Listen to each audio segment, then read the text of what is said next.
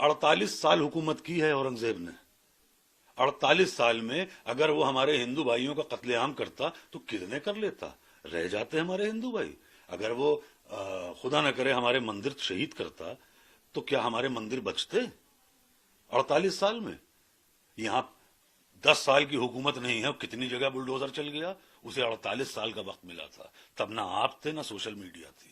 وہ جو چاہتا کر لیتا, نام و نشان مٹ جاتا. اگر وہ اتنا آتنکی ہوتا تو. ایک بڑا اہم سوال اس بیچ آتا ہے کہ اس معاملے کو لے کر کے ابو عاصم اعظمی جو ہیں ان کے اوپر تمام ملک میں جگہوں پر مقدمہ لکھ دیا گیا.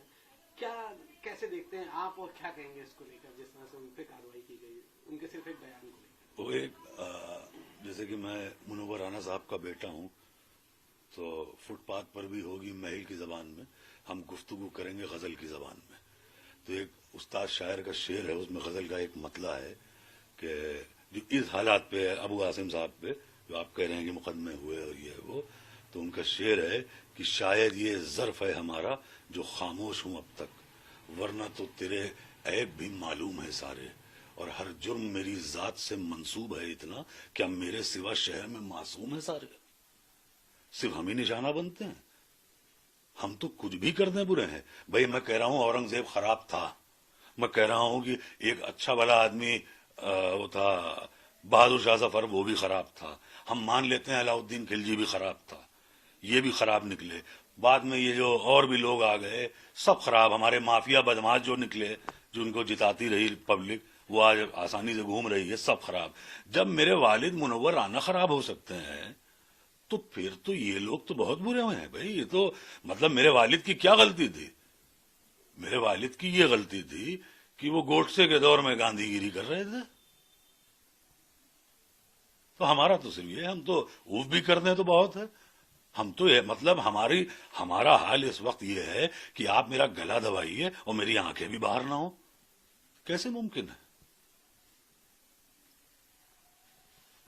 آخری سوال رہے گا, بڑا اہم سوال ہے کہ جس طرح سے آج کے دور میں 400 سال پہلے, 500 سال پہلے یا 200 سال پہلے جو پورو میں چیزیں ہوئی ان کو بار بار کریدا جاتا ہے اور ان پر سیاست کہیں نہ کہیں آ کے ٹھہر جاتی ہے, ان پر چیزیں بیس بن جاتا ہے. موجودہ وقت کی جو استھتی ہے اسے سب بھول جاتے ہیں.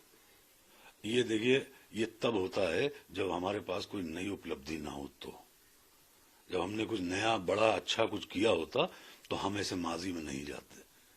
ماضی مطلب پاسٹ میں. اردو کی بات آ گئی تو ابھی سے بھی ہمارے ہاں کہا گیا کہ اردو زبان خراب ہے. اب بتائیے صاحب, فراق گورکھپوری اتنا بڑا شاعر, رگھوپتی سہائے نام تھا ان کا تخلص تھا فراق گورکھپوری. میں آپ کو بہت دلچسپ واقعہ بتا دوں کہ فراق صاحب کی بیٹی کے لیے رشتہ دیکھنے کچھ لوگ آئے, تو جو لڑکے والے آئے انہوں نے کہا کہ وہ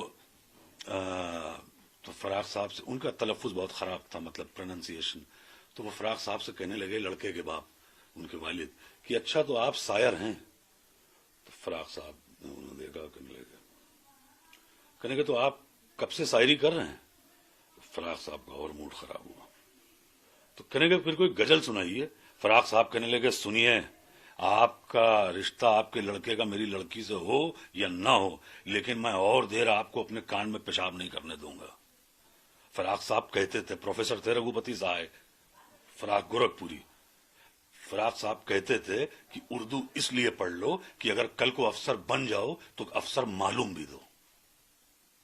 تو یہ تھی اردو زبان. اور رہی بات یہ جو اتہاس اور پاسٹ, یہ دیکھیے یہ دوہرا ماپدنڈ ہے. میرا ماننا یہ ہے کہ آپ یہ دوہرا ماپدنڈ لے کے نہیں چل سکتے. آپ کو مغل سے نفرت ہے اور مغلئی پسند ہے, تو یہ میری سمجھ کے باہر ہے نا. پھر آپ مغلئی بھی بند کرا دیجئے پورے ملک میں. مغلئی سے آپ کو محبت ہے, مغل سے نفرت ہے.